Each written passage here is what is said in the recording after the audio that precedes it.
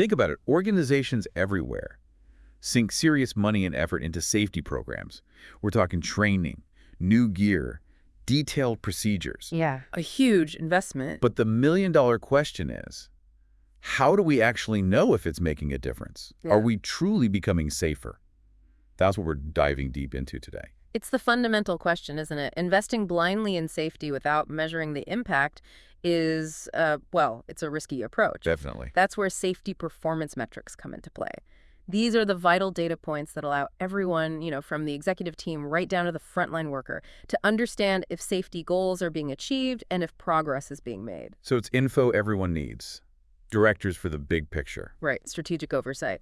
Then senior and line managers, they need it for operational control, supervisors for guiding their teams, and of course, safety professionals need it to gauge if their initiatives are actually working.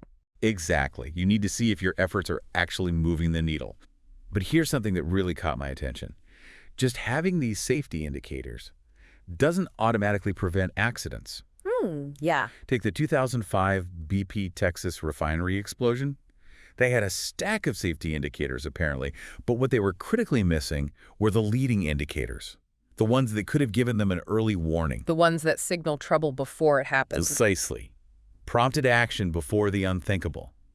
It really highlights that simply counting what's already gone wrong isn't enough. That's a stark reminder, definitely. And it perfectly sets the stage for our deep dive today. We're going to explore the various methods organizations use to evaluate their safety performance. Okay. We've looked at a range of sources, the tools and techniques companies employ, the recommendations from safety authorities, and even the real-world experiences of managers and safety experts in a big aviation organization. Oh, interesting.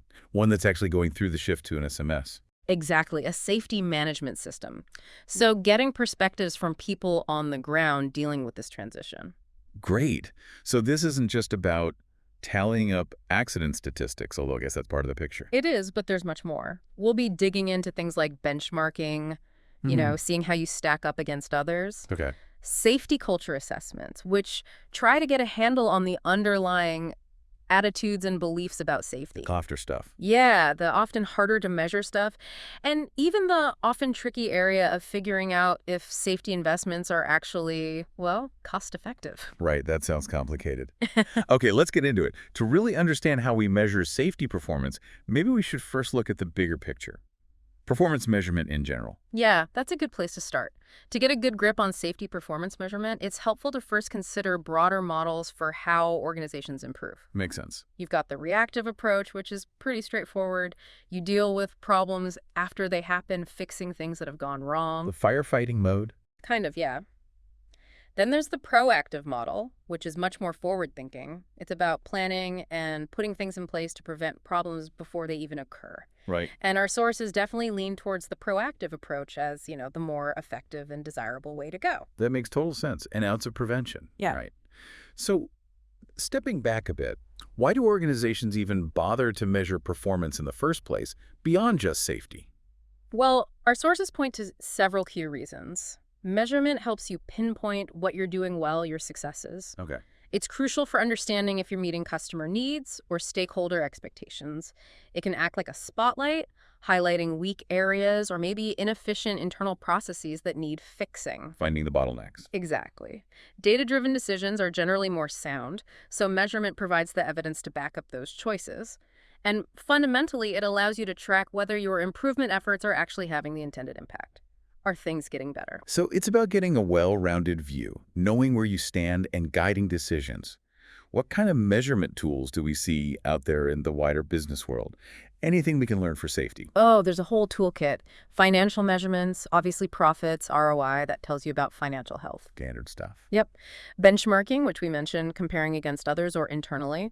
The balanced scorecard is a really interesting one. It goes beyond just finances. How so? It looks at things like customer satisfaction, how efficient your internal processes are, and the organization's ability to innovate and improve. It's broader. I see. So not just the bottom line. Exactly. And activity-based costing helps you understand where your costs are really coming from. The takeaway is performance isn't just about profit. It's also about customers, processes, learning, which applies directly to safety, too. It's not just accident numbers. Okay, so a mix of looking backward at results and trying to get a handle on the drivers of future performance. Mm. Our sources talk about lagging and leading metrics. Can you break that down for us? Absolutely. Lagging metrics are your traditional rearview mirror indicators. Think accident rates, they tell you what has happened. After the fact. Right. So a classic lagging metric in safety is the number of lost time injuries after they've occurred. Leading metrics, on the other hand, are more like looking at the road ahead. Proactive. Exactly. They try to predict future performance by looking at things that drive safety, like the level of employee training completed, or maybe the number of safety observations conducted, or near misses reported. So things that might prevent future incidents. That's the idea. A leading metric might be, say, the percentage of required safety training sessions completed, something that predicts or influences future safety behavior. Got it. And there were other types mentioned too. Outcome, action. Yeah, outcome metrics, the end result you want, like 0 fatalities. Action metrics, the specific steps you're taking, like conducting safety briefings. Input metrics, the resources going in, like budget for safety gear. And diagnostic metrics, which help you understand why something is happening. Okay, that makes sense. So it's not just about counting accidents. It's about understanding and influencing the factors that lead to them. What are some core principles for any effective performance measurement system? Several key things consistently pop up. First, your metrics need to be tightly aligned with the overall strategy of the organization. What are you trying to achieve? Can't measure things in a vacuum. Precisely. Second, to get a complete picture, you should aim to include all relevant parts of the organization. Third, and this is huge, you need strong commitment from management. Tone at the top. Absolutely. If leaders don't genuinely value and use the data, the effort is wasted. Fourth, the main point should always be to drive improvement. Not just measure for measurement's sake. Right. And finally, your methods need to be reliable, consistently giving you accurate, trustworthy results. That all sounds pretty logical. But our sources also point out a potential problem. A lot of these suggested approaches haven't really been rigorously tested in the real world. That's a really important point. The literature review highlights a significant gap between theory and practice. Lots of models sound good on paper. But do they actually work? Exactly. There's a clear call for organizations to move beyond, just simple scorecards towards measures that are more holistic, looking at how things connect. Integrated across departments, dynamic, adapting over time, and ultimately truly effective in driving real improvements, not just ticking boxes. So performance measurement isn't static. It needs to evolve. Precisely. Our sources trace this evolution, from early days focusing on just factory productivity, then controlling budgets, to this more modern idea of integrated performance management, looking at everything together. And what's next? Well, the next frontier, according to some thinkers, is seeing measurement not just as metrics and reports, but as a dynamic social and learning system. What do you think? Something that actually fosters communication, collaboration, and a culture where everyone is learning and improving continuously. And this shift definitely influences how we approach measuring safety now. Okay, that's a fascinating perspective. So how do these broader concepts translate specifically to safety? What kinds of approaches are out there for actually measuring safety performance? Right, so drilling down into safety, we see a few main categories. There are statistical methods using things like correlations, regressions, analyzing accident data like frequency, severity, time between incidents. Looking for patterns in the numbers. Essentially, yes. Then you have probability studies trying to forecast future accidents based on past numbers. Predicting the future, huh? Sounds tricky. It is, as we'll discuss. Risk assessment approaches are obviously key, evaluating and mitigating hazards.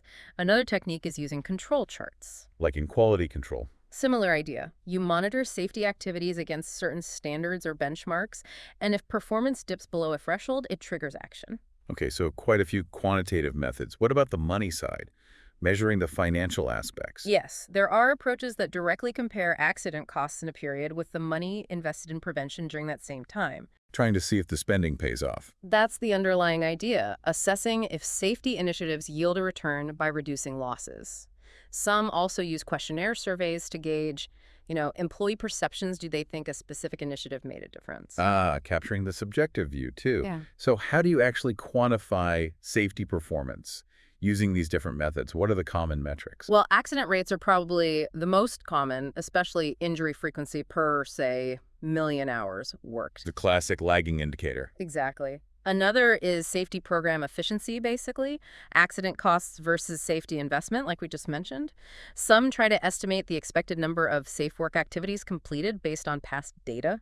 That sounds complex. It can be. Yeah. And finally, there's the idea of safety program productivity, which can be measured quantitatively, like fewer accidents, but also qualitatively, like observed improvements in the safety culture. Okay, these sound like they could offer useful insights. But our sources also raise some pretty serious criticisms, don't they? Yeah. Limitations of these traditional models. That's a critical point. While these models give a general overview, they often fall short. A key criticism is they don't usually address the underlying management system problems. They focus on the outcome, not the cause. Often, yes. They focus on failures, the accidents, rather than the root causes or the proactive stuff needed. And a huge limitation is validity. Meaning the true impact of accidents goes way beyond just direct financial costs. Think about the psychological effects on people, families. The human costs. Exactly. The social costs, professional impacts, damage to reputation, morale, all that is incredibly hard, maybe impossible to quantify accurately in money terms. Yeah, you really can't put a price tag on some things. So if these traditional models have these big limitations, what kind of safety monitoring data do our sources suggest might be more useful? Based on work-like strengths, the sources suggest looking at a broader range of data points that give insights into the health of the safety management system itself. Like what? Things like, are specific safety objectives and targets set? And crucially, are they being met? Gauging employee perceptions, do they believe management is committed to safety? That perception piece seems vital. It is. Also, how clear and accessible is safety communication? Are policies and procedures understood? Is the organization meeting legal and international standards? And tracking proactive activities? What percentage of planned risk assessments are done? How long does it take to implement corrective actions? How often are audits, inspections, surveys happening? These are valuable leading indicators. Okay, so shifting focus from just counting bad outcomes Yeah. to actively monitoring the systems designed to prevent them. The sources also mention gap analysis for safety. What's that about? Gap analysis, highlighted by folks like ICAO and Goglia, is basically a systematic comparison. You look at your organization's current safety setup versus the requirements of a full comprehensive safety management system, an SMS. And you find the gaps. Exactly. Where do your current practices fall short of the benchmark or regulations? It reveals what needs fixing. And this fits into that bigger trend towards performance-based safety assessment. Precisely. Big players like ICAO and EASA are pushing this. The idea is to move beyond just checking if you have the right paperwork that's compliance-based assessment. Tick box safety. Right, to actually evaluating how effectively the SMS is operating and if it's genuinely improving safety outcomes. So does the system actually work, not just exist on paper? Are there specific tools for this performance-based approach? Yes, a couple are mentioned. One is the SMS evaluation tool from the Safety Management International Collaboration Group, SES-MITRE. Okay. It looks at SMS components. Are they present? Are they suitable for the context? Are they actually operable day to day? And crucially, are they effective? Comprehensive. And the second is Eurocontrol's Effectiveness of Safety Management, or EOSM instrument. This one assesses SMS maturity across 5 stages, from basic implementation up to continuous improvement. Sounds useful for seeing where you are on the journey. Now, when measuring safety, objectivity seems absolutely key. What makes for an objective, reliable measurement regime? Barry outlined some fundamentals back in 1990. Measurement should be directly linked to core management processes. Definitions, the numerator and denominator in any ratio must be exact and consistent. Clarity is crucial. Absolutely. Indicators for a specific job should be controllable by the people doing that job. The time period for measurement needs careful consideration. Safety fluctuates. Right, need a consistent time frame. Higher level measures should logically build on lower level ones. Prefer longer term indicators to smooth out bumps. And fundamentally, the system needs consistency, validity, and reliability. Does it measure what it intends to? Is it repeatable? So a clear, consistent, meaningful picture over time, minimizing subjectivity. The sources also highlighted some specific factors that research suggests are important to measure. Burke et al. Yeah, Burke and colleagues proposed a 4-factor model back in 2002. They looked at observed use of PPE by What employees. people actually do. Exactly. Employee engagement in risk reduction activities, how effective safety communication is throughout the organization, and whether employees feel they can exercise their safety rights and responsibilities without, fear of backlash. That seems very behavior-focused, tying into safety culture. Now, we often need to compare safety data over time or against others. How do we normalize data to make comparisons fair? Stappenhurst discussed several techniques. Using rates or frequencies is common, like accidents per million hours worked that adjust for workforce size or activity levels. Apples to apples. Trying to, yes. You can categorize data by injury type, department, task for more focused comparisons. Comparing specific projects or units with similar profiles helps too. Okay. Sometimes you might use weighting factors if certain events are deemed more significant.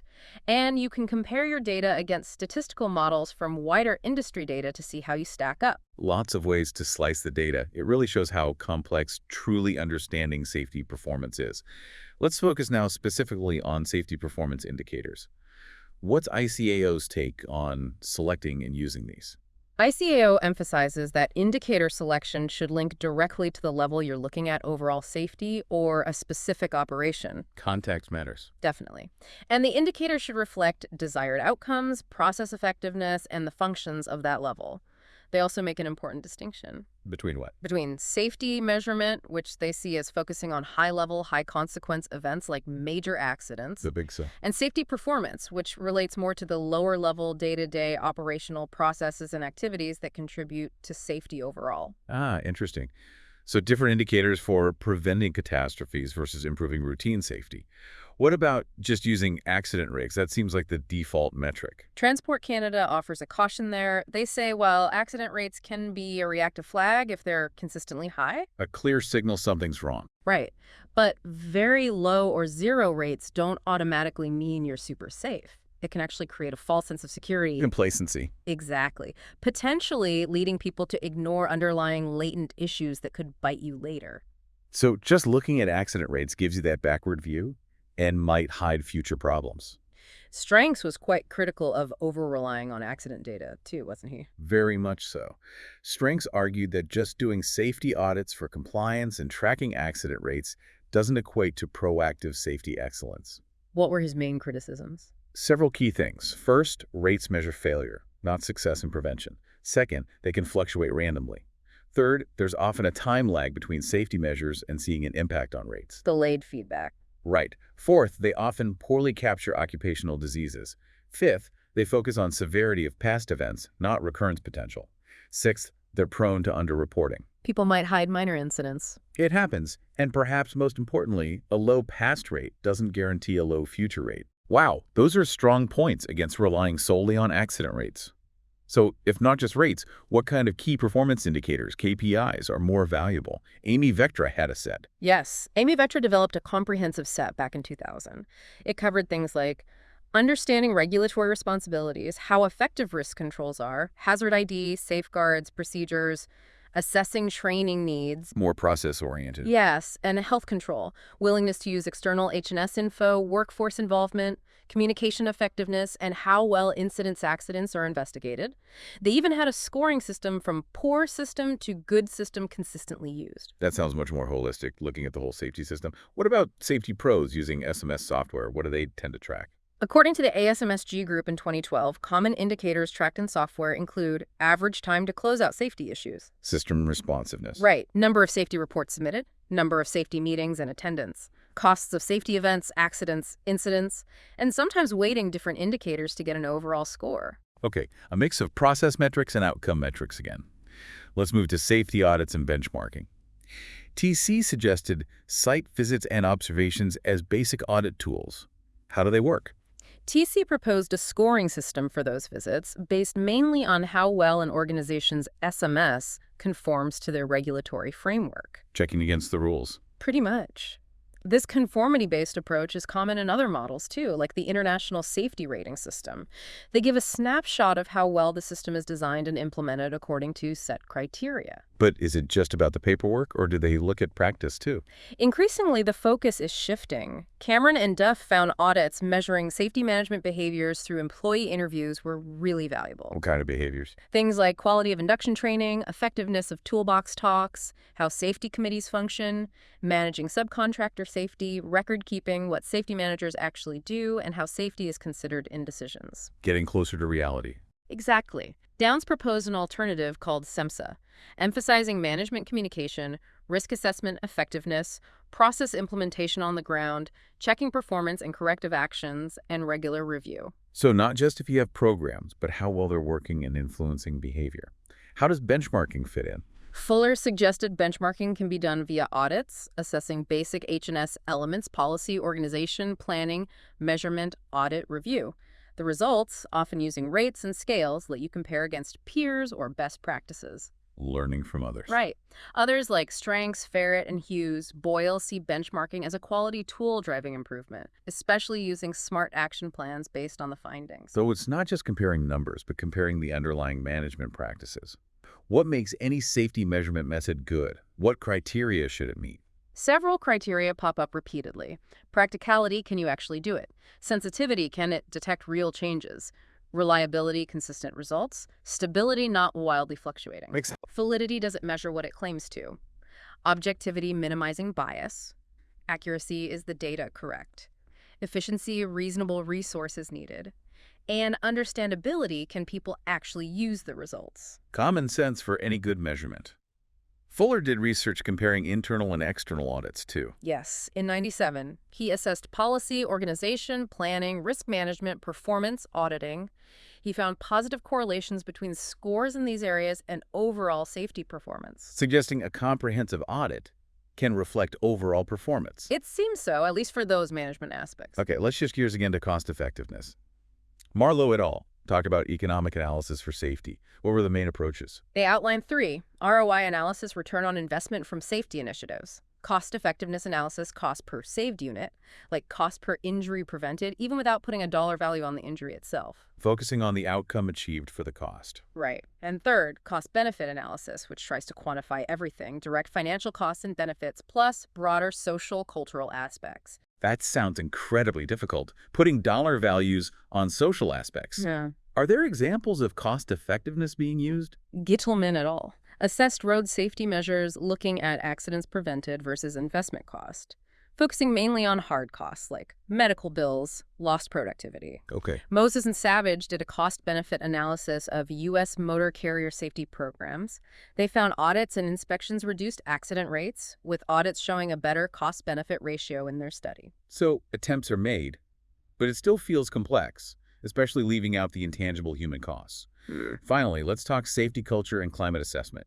Why is this seen as so important alongside the usual rates? Arizes and Miguel argue it gives vital insights into the soft side of safety, the psychological, social, individual factors influencing behavior that stats might miss. The underlying stuff. Exactly. Assessing things like training competence, job security perceptions, job pressure, communication effectiveness, management commitment perceived, involvement levels, how errors are treated, subjective safety perceptions. It gives a richer, maybe more predictive picture. Getting a feel for the attitudes and values. Are there tools for this? Yes, Mitchell et al. And Ferret and Hughes mention qualitative and quantitative instruments. They reveal things like management commitment, employee empowerment, reward systems, reporting systems. But there are critiques too, Davies et al. Yeah, they raised an interesting point. Does measuring culture via questionnaires just define culture by the questionnaire itself? Does it lack an external reference? A philosophical point. Yeah. Are there well-known, validated tools? Keynes et al. Developed the Nordic Climate Questionnaire, NOSEC Q50. It's well-validated, measures dimensions like safety priority, commitment, competence, empowerment, justice, risk control, communication, learning, trust. Comprehensive. Simon introduced an open system culture model looking at organizational factors, tech, structure, rewards, and cultural ones, leadership, symbols, values, rituals, using surveys, interviews, observations. Multiple methods. And Gibbons and Thaden developed SCISMS, the Safety Culture Indicator Scale Measurement System, using Likert scales adapted specifically for pilots and aviation maintenance personnel, with different factors for each group. Tailored approaches. So, a diverse toolkit for this tricky area. That brings us nicely to the discussion part of our deep dive. Let's unpack the implications, starting with that performance-based safety assessment ICAO advocates for. Sounds good, but are there practical hurdles? Absolutely. While the shift away from just compliance is positive, fostering true system effectiveness, well, there's still fuzziness around definitions. Like what, Gazette? Like the distinction between system effectiveness, the actual safety outcome, and effective operation of a system, how well the SMS itself runs day to day. That line isn't always clearly defined or measured. Okay. And interestingly, despite SMS being widespread, there's surprisingly limited hard research directly linking SMS implementation to proven improvements in safety performance. Really? That seems counterintuitive. It does, but demonstrating that causal link robustly is challenging. Plus, many still rely heavily on lagging indicators, which creates that paradox, judging current effectiveness based on past experience. Steering by looking at the wake, like you said. What about those specific tools, SMIG and Eurocontrol's EOSM? Do they nail effectiveness? The SMIC tool is good at assessing presence and operability. Is it there? Is it being used? But it's often vague on suitability. Is it right for this organization? And actual effectiveness, is it achieving the desired safety outcomes? It's more about function than impact. Kind of. Similarly, Eurocontrol's tool is based on Plan, Do, Check, Act, which is solid, but some requirements are hard to pin down, like how do you objectively measure an effective mechanism for identifying change impacts, or if safety has a high priority in resource allocation. There's often a lack of clear guidance on how to assess that effectiveness. So, still room for improvement in making these tools really practical and focused on true effectiveness. Let's talk indicators again. ICAO says make them relevant to the level you're assessing, which makes sense. But are there pitfalls in how organizations use indicators? Definitely. That Amy-Vectra approach, while comprehensive, used subjective scales like partial, good, reasonable. That makes objective comparison hard. Open to interpretation. Exactly. And while having tons of detailed indicators sounds good, there's a cost-benefit balance. Do you have the tech and people to collect, analyze, and act on all that data? Risk of data overload. Yeah, or focusing on tiny details that don't really tell you much about overall system health. Like calculating bird strikes per flock density per flight might be possible, but is it actionable or useful compared to other indicators? Right, getting lost in the weeds. What about recording hazard exposure? That sounded impractical. Oh, Bellalatel, his idea of recording every hazard exposure. Yeah, in dynamic daily work, it's often ambiguous and just unrealistic to document every single time someone encounters a potential hazard. Impossible to track. Pretty much. And thinking about those probability studies predicting future events. A key flaw is that accidents and incidents aren't independent. One event changes the conditions, influencing future likelihoods. So, simple past probability doesn't reliably predict the future in such a complex system. Because the system learns, or should learn, from events. Huh. Okay, let's look at those specific indicators safety pros track, like issue closeout time. Average closeout time shows responsiveness, sure, but it tells you nothing about the type or severity of the issue. Closing a minor admin issue quickly means less than effectively tackling a major systemic risk that takes longer. You need the context. Makes sense. And number of safety reports submitted. Again, just counting reports is limited. What matters more is the follow-up rate, the quality of the reports, and crucially, do they lead to real investigation and change? High numbers with no action isn't a healthy culture. Quality over quantity again. What about tracking safety meetings and attendance? Easy to count, but probably low value. These are often scheduled, participation expected. It doesn't tell you about the quality of discussion, genuine engagement, or actual commitment to follow through. what about tracking costs of safety events? Seems more concrete. Costs are important for budgets, definitely. But comparing events is hard. A year with many minor injuries might cost more in lost time than one severe incident. And again, those huge, intangible psychological and organizational costs. Very hard to quantify accurately. Right, the hidden costs. Yeah. And finally, weighting indicators for a total safety score. Numerically neat, maybe appealing for a simple dashboard number. But determining the weights, highly subjective, depends on organizational culture, priorities. What's high priority here might be low priority there. Makes comparing scores between organizations very difficult. So a single number hides too much complexity. Let's shift to audits and culture. Fuller's method seemed comprehensive for management aspects, strengths and weaknesses. Strength is definitely its comprehensive coverage of key management elements, giving a reliable framework for assessing overall performance and the influence of each part. But the weakness is its closed numerical format lacks rich qualitative data from interviews, and it focuses mostly on high-level management, maybe missing frontline perspectives. Good for a top-level view, but needs supplementing. What about combining different tools, audits, culture surveys, manager input? That seems like a really promising approach. Combining structured audits with manager safety pro scoring and qualitative feedback adds context. Blending that with safety culture climate assessments gets you the employee perceptions and attitudes, the human factors. It creates a much more holistic picture. And safety culture itself is an indicator. Crucial, but slow to change and hard to measure. Exactly. It's fundamental, as Arises and Miguel Mitchell et al. Point out. But culture evolves slowly, so measurement needs consistent timing to see trends. Plus, isolating the causes of culture change is tough, was it? Management changes, the economy, relationships, expectations, lots of interacting factors. So attributing change to one specific initiative is difficult. Very. Culture indicators between major changes reflect that continuous interaction, not just one program's impact, usually. Okay. Let's revisit cost effectiveness. You were skeptical about objectively assessing benefits versus costs. Why is it so hard? Several big reasons. First, putting an agreed-upon economic value on a fatality or severe injury in an organizational context. Ethically challenging and complex, despite some regulatory attempts. How do you value a life? Exactly. Second, assessing the psychological impacts on families, the wider organizational ripple effects beyond insurance. Extremely difficult. Third, quantifying moral factors or psychological productivity losses often relies on very subjective assumptions. Guesswork almost. Can feel like it. Fourth, safety policies have continuous multi-level effects, hard to isolate the impact of one specific thing objectively across different contexts. And finally, cost-benefit analyses often assume ideal resource management and perfect procedure following. Which isn't reality. Rarely. Real operations have scarce resources, competing priorities, interdependencies. That ideal scenario doesn't happen. So using cost effectiveness as a primary performance indicator seems deeply flawed. What about general issues in interpreting safety data? A huge one is interpretation depends heavily on culture, knowledge, experience. Remember the example of declining hazard reports. Is it good, fewer hazards, or bad? People stopped reporting. Needs investigation, not just taking the number at face value. Context is everything. Absolutely. Descriptive data analysis, trends, frequencies, should trigger deeper dives, surveys, factorial statistics to find systemic flaws.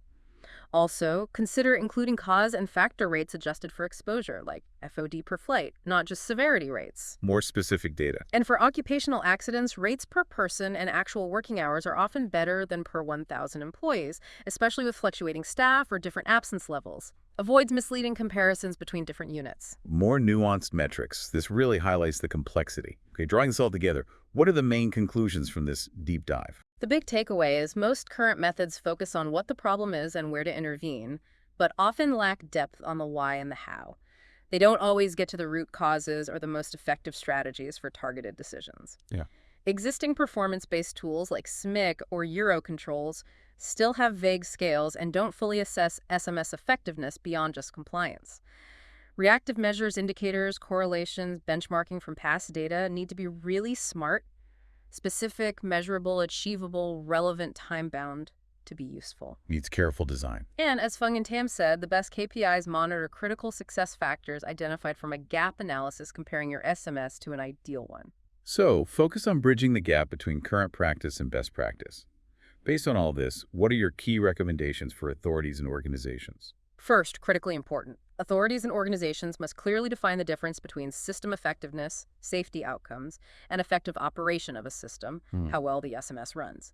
We need new tools linking performance to effective SMS operation. Sharpen those definitions. And amend existing tools like SMIC's Eurocontrol to clarify they assess operation, not overall effectiveness. Maybe use modern safety models like STAMP or FRAM to refine them. Second, we need more research proving the effects of SMS operation on actual safety performance. Get more evidence. Third, monitoring authorities should require organizations to explicitly document their indicators, prioritize assessment, but allow flexibility for both overview and detail. Fourth, For every indicator, document the compromises and assumptions made. Be transparent. Acknowledge the limitations. Fifth, strongly recommend including regular safety climate assessments using comprehensive, validated tools, maybe combining the best features of existing ones. Sixth, remember safety performance between big changes reflects complex interactions, not just single initiatives. Context matters. Avoid simplistic cause and effect thinking. Seventh, organizations should avoid using those safety cost effectiveness calculations based on accident cost savings as official performance indicators. Too subjective. Steer clear of those. And finally, tracking the number of risk levels decreased versus increased over time. That can be a useful indicator of risk management effectiveness. Decreases are generally good. Increases need scrutiny depending on context. A potentially valuable leading indicator there. Some really insightful and practical recommendations. It's clear that really understanding safety performance is complex, but absolutely vital. So for you, our listener, we leave you with this thought. Reflecting on our deep dive today, which specific safety performance metrics do you find most insightful or perhaps most problematic in your own experience or understanding? Yeah, it's worth considering. It's definitely worth thinking about the complexities and limitations we've discussed. Can simple numbers alone ever truly tell the whole story of safety? Probably not. Ultimately, a genuinely effective understanding requires us to look far beyond those readily available numbers. We need to critically consider the underlying factors, the limitations of different methods, and the whole organizational context. All set. If this deep dive has sparked your curiosity further, we wholeheartedly encourage you to delve into the reference studies and specific safety management system frameworks to continue your own exploration. Thanks for joining us for this deep dive into safety performance measurement.